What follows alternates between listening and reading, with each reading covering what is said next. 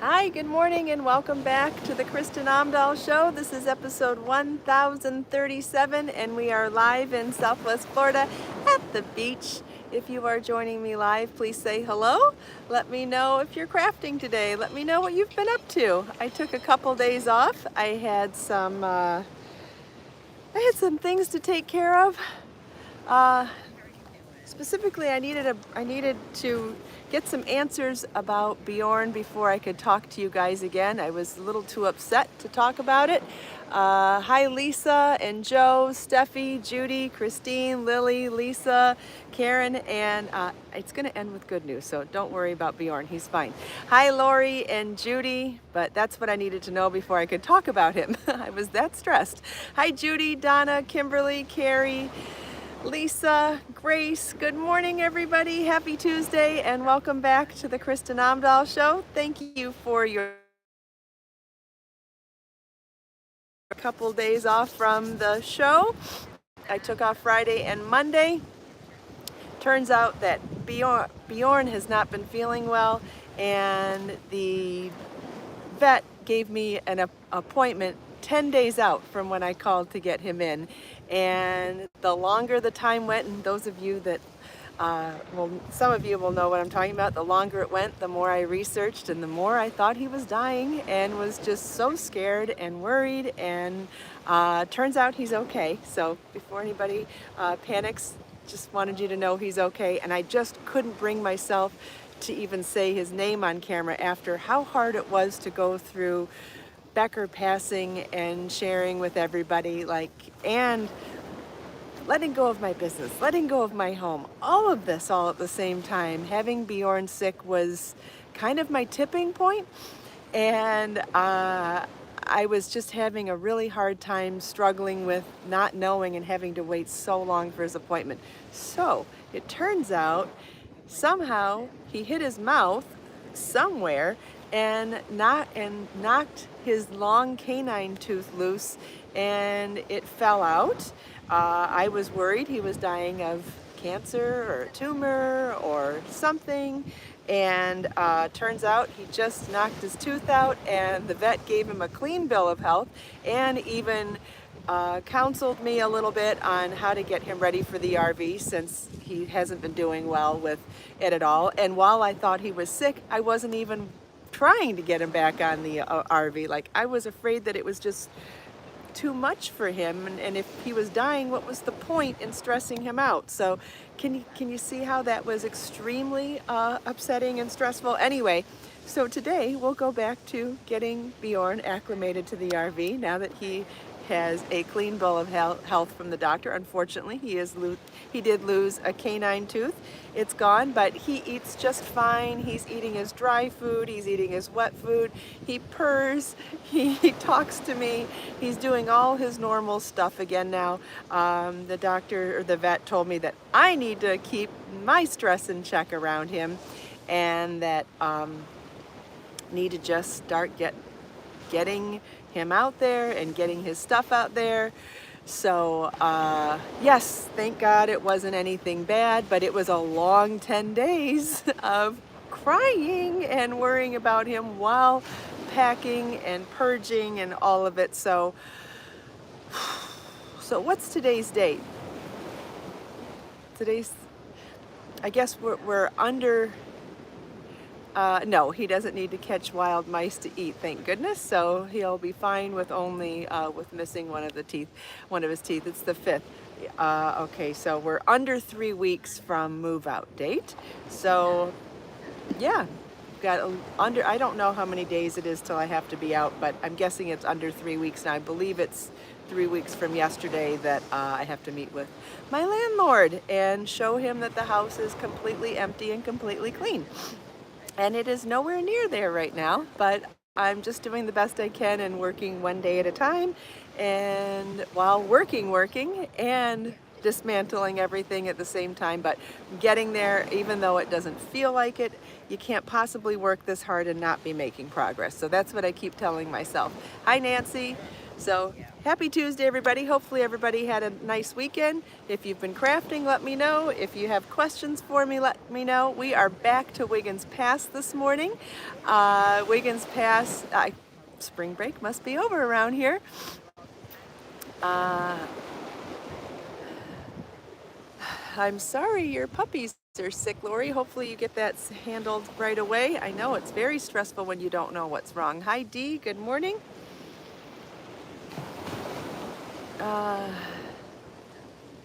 Yes, sunshine. That's what I'm hoping. In the meantime, it's pushing forward on everything, and so I wanted to show you a couple of things this morning. In fact, I got few things to show you. So, you know, one of the silver linings in having to dismantle your entire life is finding things that you thought you lost, maybe from the last move or maybe from shoving things in a box at some point. So I found two very significant blankets, one of which I didn't bring with me this morning, but I will show you soon. For those of you that have been around since the beginning of the show, the podcast, whatever, you will recall that I used to sit on a blanket at the beach that was a very old wool blanket from my grandpa, and I lost it, I think, in my last move. And as I was going through boxes, I found it the other day, and I'm very happy about that. It's sitting outside and airing out because it's been stored in the garage. I will show it to you one of these days soon. And another one that I found is an unpublished pattern that I made for Marlon when he was little, and you'll understand why I made it for him when I show you. It's giving me the sunshade for my phone right now. Look at this. We called it the Megalodon Blanket because I made a gigantic blanket and put teeth on the sides of it. Isn't that adorable? It's Tunisian crochet. It's Tunisian double crochet with like a 9mm hook and a bulky weight yarn. And even though it is years and years old, would you believe I still remember how many stitches per row? So I know that it was 128 stitches across. Don't have a pattern written up, and I would have to write the pattern to show you how to do the teeth also. But then I'd have to remake it to know how much yardage. I don't even know if this yarn's still available. But anyway, we'll get there. I think maybe a baby blanket size might make more sense for making another sample, and then from there I'll do the math to tell you how much yarn you would need for the larger sizes. I made this blanket as a travel project when Marlon and I went to visit my sister and her then husband out in Arizona when they were living off-grid. So let's see, how long would that have been? That would have been, he was probably 5, so maybe 15 years ago. And probably a couple years before that, maybe 17 years ago, my sister and her, he's not her husband anymore, and her then husband took an RV, drove out to Arizona, bought 10 acres outside of Bisbee, Arizona, and went off grid, collected rainwater, had cisterns. They had no electricity, they had solar panels, they collected rainwater, and they built their home with their bare hands, and it was spectacular. They built a shower out of stones from the property that was just incredible. Unfortunately, Marlon and I did not do well in the climate out there. So there's a type of airborne something, I forget what it was called, but it gave Marlon and I really bad reactions in our lungs, and we ended up going to a doctor and had some sort of an infection, and we had allergy reactions. It was crazy, and they called it something, desert. Anyway, whatever, it didn't work for us. But when they first decided to go off grid and do all that, it was something that I had been talking about wanting to do even before them, and they got to do it, which I thought was awesome, and I loved watching the process. And they didn't stay out there. They didn't stay married either, but they did have both their kids out there. And I forget where I was going with this. when Marlin, valley fever, maybe that's something, I thought it was called desert fever maybe, but I could be wrong. While I was out there, I grabbed a couple of big bags of yarn and a 9mm Tunisian crochet hook, and on the flights out there and while we were visiting and the flights home, I made this blanket in about 4 days. We didn't go for a whole week, and I'm glad we didn't because dang, the weather was terrible for me out there. I don't know why, but it was. Oh, but they did so many cool things. They found an old wood-burning stove, and they just had it sitting in their yard, and they had mesquite trees in their yard, and they cut down mesquite trees for kindling for this stove or oven, whatever it was, and we had some of the best steaks of my life while we were out there, and they were cooked over mesquite fire. It was amazing. Anyway, that's why I was telling this, because that's when I made the blanket.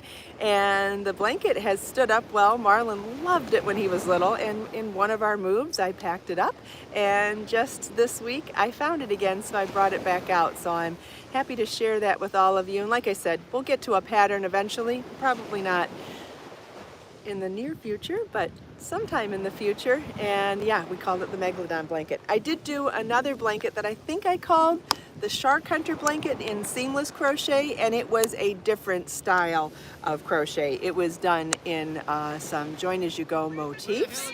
It wasn't done in Tunisian crochet like this, but the concept with the teeth was there. So if you are super excited to get started on something like this and you happen to have a copy of seamless crochet, the pattern for that blanket is in there. Sunshine has two not her husbands anymore. Yeah, that's okay. It's okay. Sometimes things don't work out. And you know what? I think it's very comforting to know that not everything's meant to last forever either. It's okay to take the good parts of anything and move on. You know, don't feel bad if your marriage just didn't work out. Ideally, obviously, we like things to work out, but if they don't, it's okay to remember the good things, dust yourself off, and move on. Hi, Marilee. Good morning. Okay, so I brought some other things to show you today too. I brought this little folder that I've had for several years now. I've been using this as I prepare for Knit and Crochet Now for several seasons, and it's one of those divider folders like this. And so what I do is, as soon as they send me the patterns that they want me to demonstrate on the show, I print out a copy of each one, and I give each one a slot in this folder. That's funny, Marcia. I know it's different when you're talking in a live chat, especially if you're not used to it. And so next, I still have to do some. Hello, Claudia from Chicago. And hello to Claudia's mom. Hi, Rennie. So next I will be writing my proposal. I got approved for my yarn choices, so I am going to unbox the yarns that I picked for my step outs. But before I begin on my step outs, I still have to get approval from the producers that I'm focusing on the right parts of the pattern. So I have 10-minute segments for each of my projects. And what I have to do is first come up with a proposal and tell them what I plan on pulling out. So for example, I'll take one of the patterns and I'll look and see what kind of techniques are involved. Like, I'm probably not supposed to show you the pattern, so, oh, this one doesn't have a photo on the front page, so that's perfect. So here's one of the patterns, and this is interesting because it's a knit Afghan with lots of stitch patterns in it. Remember we talked about that the other day, and it's talking about holding the 3 strands of the yarn together and using a 9mm hook. 3 strands of worsted weight yarn held together with a 9mm knitting needles to make an Afghan. Doesn't that sound nice and quick and fun? Okay, so there are 2 stitch patterns. There are 3 strands of yarn held together, and then there is a 19-row repeat for one of the cables. And then there is there's 3 stitch patterns. Nope, 1, 2, 3 stitch patterns. 3 stitch patterns worked multiple times across the row. So remember when we talked about rainbow stitch markers? This is going to come in real handy here. I'm going to be able to show tips on how to hold 3 yarns together, how to make sure you pick up all the yarns as you're going, how to follow a chart, and also how to keep all of the sections of the stitch separate. So I guess I really do have to show you this. So here's a picture of it. See this is what I was talking about the other day, where when you're working back and forth in rows, this is different than when we've done samplers in the Layla and the Zen projects. This is working multiple stitch patterns vertically. So as you're going across the row, you have to work a section of this pattern, a section of this pattern, a section of this pattern, a section of this pattern. And that's when multicolor stitch markers come in super handy, because you say red. Red's for Irish moss. Yellow for front cable. Then red for another section of Irish moss. Then blue for a section of back cable. See what I'm saying? And then red for another section of Irish moss. So depending on which stitch pattern you're using, having those color codings and then marking your pattern to remember that red stitch marker works with this stitch pattern.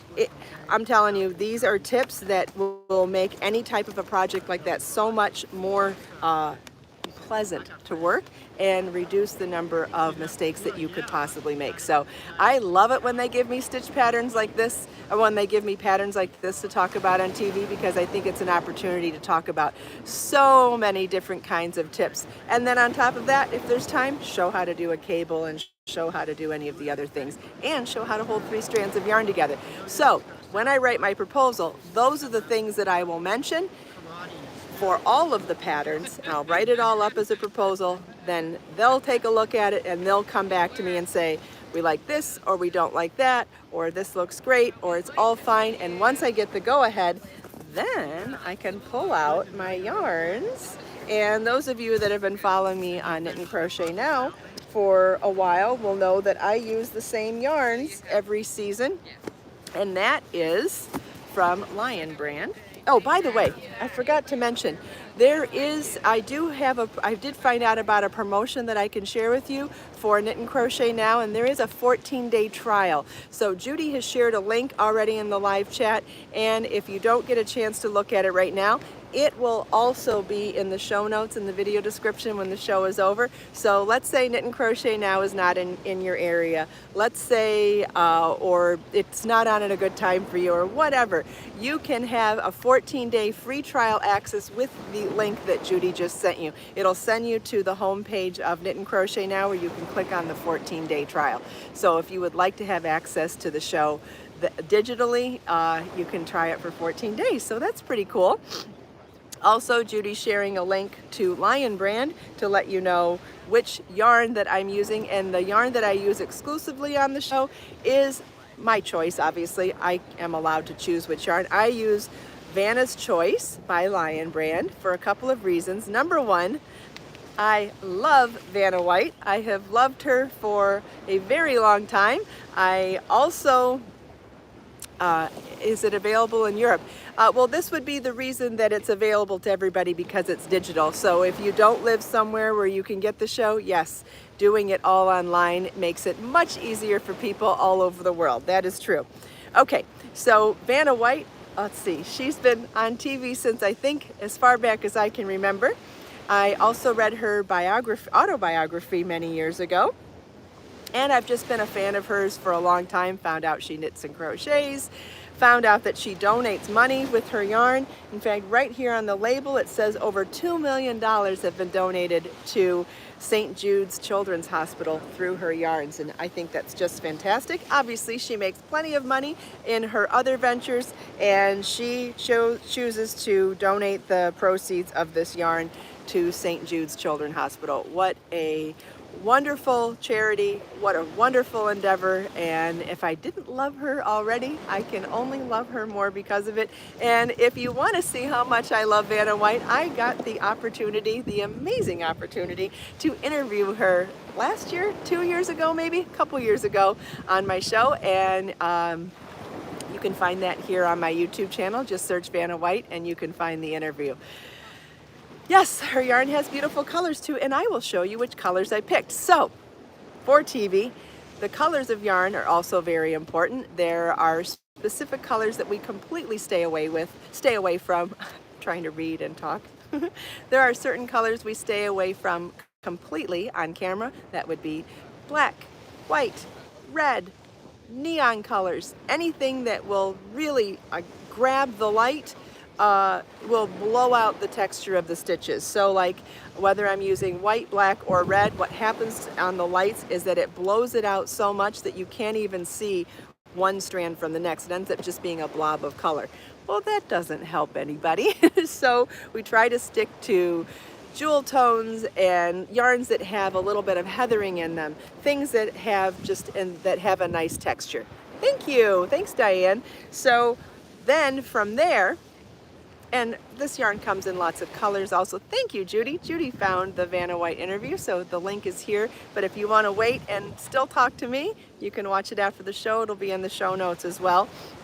So then from there, I go back to the patterns, and I can't show you them. It wouldn't be right if I showed them to you. I shouldn't have shown it at all this morning. But anyway, some of them have multiple colors, and some of them are solid colors. And so I need to pick some coordinating solids, some contrast solids, and just colors that are just fine on their own. And I also have to keep in mind that if I'm going to do something with multiple colors, I have to make sure that the colors that I'm going to actually knit or crochet with do not contrast enough with the color of my knitting needles or crochet hooks. What do I mean? So like if you were going to use a gold crochet hook or knitting needles, you wouldn't want to actually make the do the stitching in this color. However, if you're doing something that shows contrast and you have to show a stripe or something, you could have done the section before your actual step in this color. So let's say I'm doing something striped and my knitting needles are gold, whatever, here, similar to this color. I can still use this color as long as it's not on my needles on the camera. It can be from a previous section of the pattern, because in step outs, you have to show where you've come, right? Where you've come from. So if the pattern starts up here and you did some of the gold and then you moved to the blue and then you went back to the gold, I need to make sure that when my yarn is on my needles and I'm gonna show the cable, the stitch, the bind off, whatever, that I'm using the color that will be high contrast to the tools. Does that make sense? So there is a lot that goes into picking these colors. So let me show you all the colors that I chose. Yes, I see so many of you love Vanna White too. I'm so glad to hear that. Okay, so this is color Honey. And this one is called Dusty Blue. And then I also picked Silver Blue. And I picked Shadow, which is like a sage green. And then I think the other ones are pretty self-explanatory, Silver Gray. And you can see how much darker Silver Gray even is than Silver Blue. So those look really, oh gosh, all three of those look really nice together. So if I may or may not have some home deck pieces in my little secret folder here. And so doing something with these might be really pretty. And then what else do I have in here? Oh, and then I have Pink Rose. Okay, so I grabbed 6 colors, I believe. So Pink Rose, blues, what did I say? Silver Blue, Silver Gray, Dusty Blue, Shadow, and Honey. So that's my palette.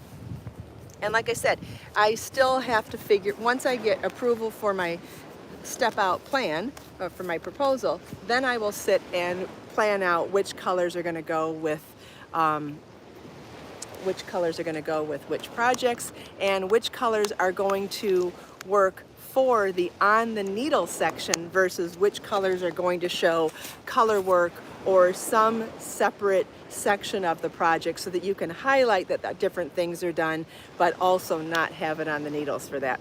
Sounds complicated, but you know, anytime you dive into any subject, there's more to it. Whatever job you have, it's more complicated once you do it than what it looks like on the surface, right? Whether you are a waitress, a hostess, I'm just thinking of things that I know that people will do. It sounds really simple to be a hostess and just walk someone to their table, right? But there's more to it than that. There's reservation system, there's the seating chart, there's making sure that you get the waiters and waitresses equal numbers of tables, making sure that the customers are happy with where they're sat, making sure that they've been serviced by a waiter or waiter in an appropriate amount of time, helping people find the restroom, helping people find anything in a restaurant. There's a lot more that goes in, or being the first person that someone complains to and knowing how to answer and how to get to the manager as soon as possible. I guess there's a good example. Jess is a hostess right now, and I spent many, many years in restaurants before, well, when I was younger, before I went to school. And I do remember how much more complicated it was behind the scenes and what it may look like on the surface. And hearing her talk about it now, it's obviously changed in 30 years. And, you know, everything's so high tech. They've got little tablets and, you know, everything's so computerized that it's very interesting hearing that. Do I meet other makers and stay in touch with others from the show? Yes, I am friends with several people from the show. I think my closest friend from the show is one of the producers. Actually, she's on the show too, Connie Ellison. Connie and I are close. But I know lots of people. I have friends still from my past shows too, from when I was on Knitting Daily TV. I still have friends from that show too. You know, you don't get along with everybody, but that's okay. As long as you make friends along the way, you've done something good, right? And that's in regards to whatever part of your life, whether it's from college or any jobs that you've ever had. I've made friends in all sorts of ways over the years. I have friends from my time in Israel still. I have friends from my time in all sorts of places. Does anybody have any questions? I know I shared a lot today, but I was really excited to share behind the scenes with you today and to explain some of the process that goes on as we're preparing for the next season.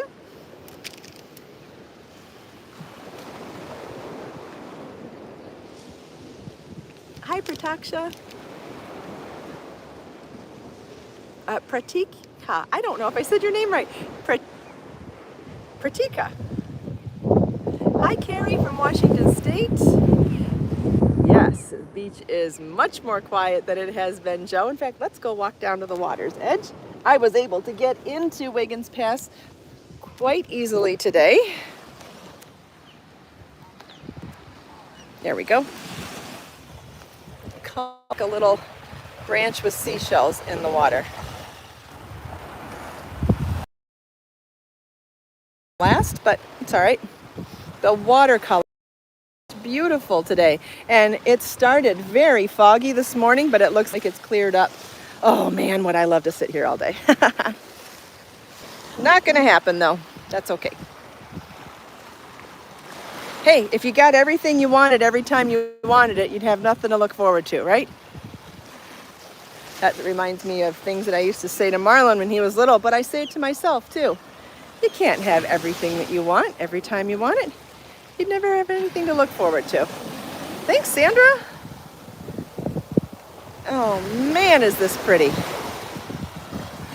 Honestly, couldn't you just sit right here? I'm going to take the camera.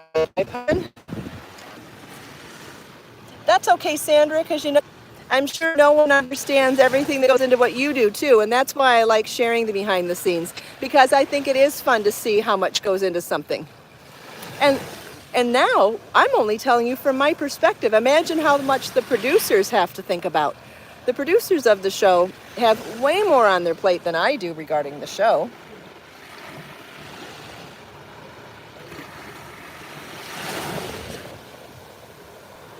Ooh, do you guys like this view?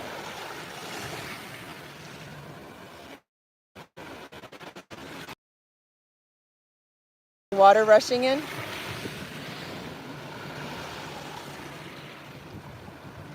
I love it.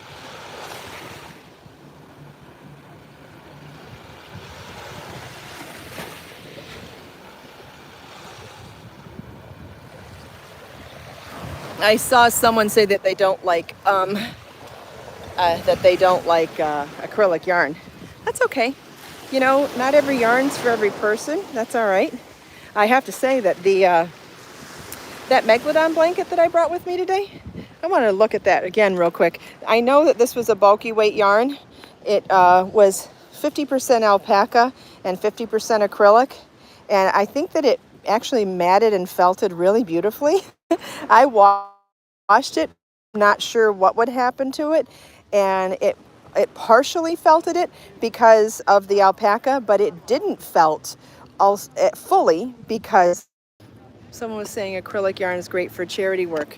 Acrylic yarn is great for if you're saying it in the respect that it's great if you don't know how people are going to know how to take care of things. Yes, anything that can be easily machine washed and dried is great for charity since you don't know where it's going. It's great for new moms. It's great for all sorts of I'm sorry, Marcia, if you feel like I misspoke something that you said. I'm reading lots of comments, and sometimes I read comments and they spark other ideas in my head. Not trying to offend anybody for sure. Yeah, homeless, that's a good point, Diane. Homeless shelters use commercial washers and dryers, which means it's even hotter air in there, which means that it would really destroy something delicate, that's for sure. Wow. Well, thank you all so much for taking time out of your busy day to spend a few minutes here with me. I hope you enjoyed the sunrise, the beach, chatting with me and everyone else. Let us make time to create, share, and inspire today and every day. Have a wonderful day, everybody, and I'll see you tomorrow for the next episode of the Kristin Omdahl Show. Bye-bye.